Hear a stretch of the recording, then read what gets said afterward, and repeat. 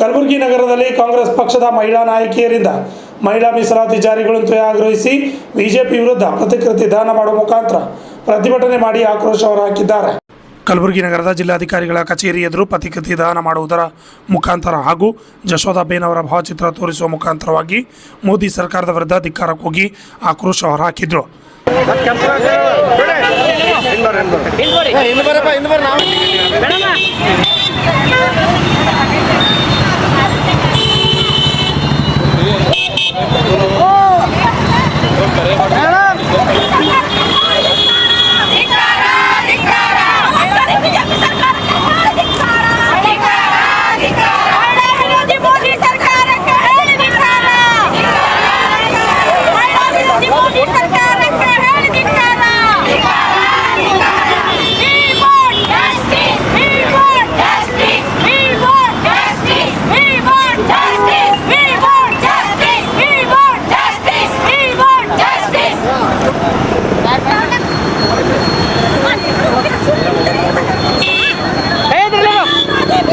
ಈ ಸಂದರ್ಭದಲ್ಲಿ ಮಾತನಾಡಿದ ಜಿಲ್ಲಾಧ್ಯಕ್ಷೆ ರೇಣುಕಾ ಸಿಂಗೆ, ನರೇಂದ್ರ ಮೋದಿಯವರು ಕುತಂತ್ರ ರಾಜಕಾರಣ ಮಾಡ್ತಾ ಇದ್ದಾರೆ.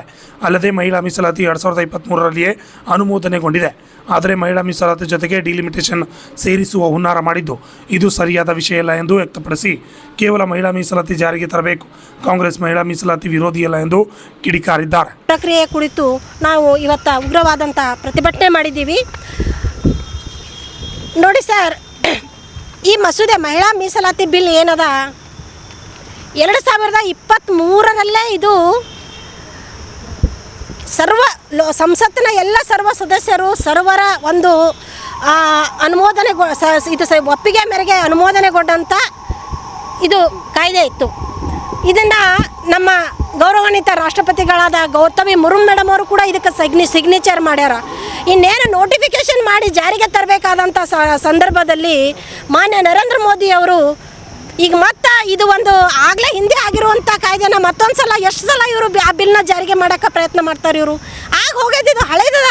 ಈಗೇನು ಅವ್ರು 2023ದಾಗ ಮಾತು ಕೊಟ್ಟಿದ್ರು ಆ ಪ್ರಕಾರ ಇದನ್ನು ಮಾಡಬೇಕಾಗ್ಯದ. ಈಗ ತಮ್ಮ ರಾಜಕೀಯ ಬೇಳೆ ಬೇಯಿಸೋಕ್ಕೋಸ್ಕರ ಇವರು ಡಿಲಿಮಿಟೇಷನ್ನ ಏನು ಅದ್ರ ಜೊತೆಗೂಡಿಸಿ ಜಾರಿಗೆ ಮಾಡ್ತಾ ಇದ್ದಾರೆ. ನಾವು ಅದರ ವಿರೋಧ ಮಾಡ್ತಾ ಇದ್ದೀವಿ ಹೊರತಾಗಿ ನಮ್ಮ ಕಾಂಗ್ರೆಸ್ ಪಕ್ಷ ಯಾವತ್ತಿಗೂ ಕೂಡ ಮಹಿಳಾ ವಿರೋಧಿ ನೀತಿಯನ್ನು, ಮಹಿಳಾ ವಿರೋಧಿ ಧೋರಣೆಯನ್ನು ಎಂದೂ ತೋರಿಲ್ಲ. ಅವರು ಎಂಥ ಮಹಿಳಾ ವಿರೋಧಿಗಳದಾರಂತ ಈ ಮೊದಲೇ ನಾನು ಪತ್ರಿಕಾಗೋಷ್ಠಿಯಲ್ಲಿ ಹೇಳಿದ್ದೆ. ನಮ್ಮ ಹತ್ರಾಸ್ ಘಟನೆಯಲ್ಲಿ ಏನಾಯಿತು, ಅಪ್ರಾಪ್ತ ಒಂದು ಪುಟ್ಟ ಬಾಲಕಿಯನ್ನು ಅತ್ಯಾಚಾರ ಮಾಡಿ ಆ ಬಾಲಕಿಯ ಶವನೂ ಕೂಡ ಅವರ ತಂದೆ ತಾಯಿ ಕೊಡದೆ ಅಲ್ಲಿಯ ಆಡಳಿತನೇ ಅವರ ಶವ ಸಂಸ್ಕಾರ ಮಾಡ್ತದೆ. ಉನ್ನಾವೋನಲ್ಲಿ ಕುಲ್ದೀಪ್ ಅವ್ರದೇ ಪಕ್ಷದ ಶಾಸಕ ಕುಲ್ದೀಪ್ ಸಿಂಗ್ ಸೆಂಗಾರ್ ಅಂತವನು ಮಹಿಳೆಯರ ಮೇಲೆ ಅತ್ಯಾಚಾರ ಮಾಡ್ತಾನೆ.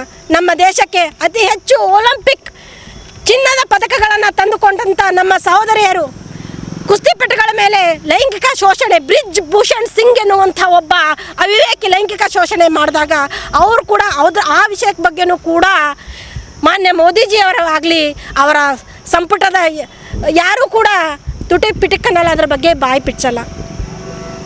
ಕರ್ನಲ್ ನಮ್ಮ ಸೇನಾಧಿಕಾರಿ ಸೋಫಿಯಾ ಖುರೇಶಿ ಮೇಡಮ್ ಅವ್ರು ತಮಗೆ ಗೊತ್ತಿರಬೇಕು. ಅಂಥವ್ರಿಗೆ BJPಯ ಕೇಂದ್ರ ಸಂಸದರೊಬ್ಬರು ಇವರು ಭಯೋತ್ಪಾದಕೀಯ ಸಹೋದರಿಯರಂತ ಹೇಳ್ತಾರೆ.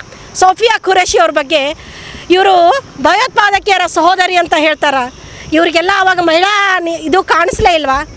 ಅತಿ ಹೆಚ್ಚು ಬಲಾತ್ಕಾರ, ಮಹಿಳಾ ದೌರ್ಜನ್ಯ, ಲೈಂಗಿಕ ಶೋಷಣೆ ಏನಾದರೂ ಮಾಡಿದವ್ರು ಇವತ್ತಿನ ದಿನ ಅದಾರಂದ್ರೆ ಅತಿ ಹೆಚ್ಚಿನ ಸಂಖ್ಯೆಯಲ್ಲಿ ಅವ್ರು ಇರೋದೇ BJP ಸರ್ಕಾರದಲ್ಲಿ. ಅವ್ರು ಇವತ್ತೇನು ಹೇಳ್ತಾರೆ, ಕಾಂಗ್ರೆಸ್ನವರು ಮಹಿಳಾ ವಿರೋಧಿ ಧೋರಣೆನ ಮಾಡ್ತಾ ಇದ್ದಾರೆ ಅಂತ ಹೇಳ್ತಾರೆ. ನಾಚಿಕೆ ಆಗಬೇಕ್ರಿ ಇವರಿಗೆಲ್ಲ.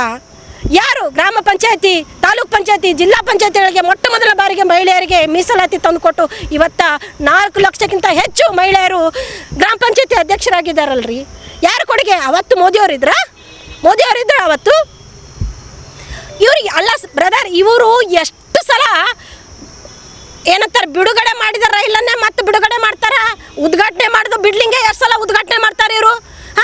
ಈಗಿದ್ರ ಪಾಸ್ ಆಗಿರೋ ಬಿಲ್ನ ಮತ್ತೆ ಪಾಸ್ ಮಾಡ್ತಾರ. ಎಂಥದ್ದು ಸಂಸತ್ತಿನಾಗ ಅವಿವೇಕತನ ಇದು. ಮೋದಿಯವರು ಭಾಳ ಹೊಂಬತನ, ಅವಿವೇಕತನ ಇದು. ಇದಕ್ಕೆ ಯಾರು ಒಪ್ಪಲ್ಲ. ಮತ್ತೆ ದಕ್ಷಿಣ ಭಾರತದ ಶಾಸಕರಾಗಲಿ ಸಂಸದರಾಗಲಿ ಯಾರು ಹುಚ್ಚರಲ್ಲ, ಪ್ರಜ್ಞಾವಂತರದಾರ.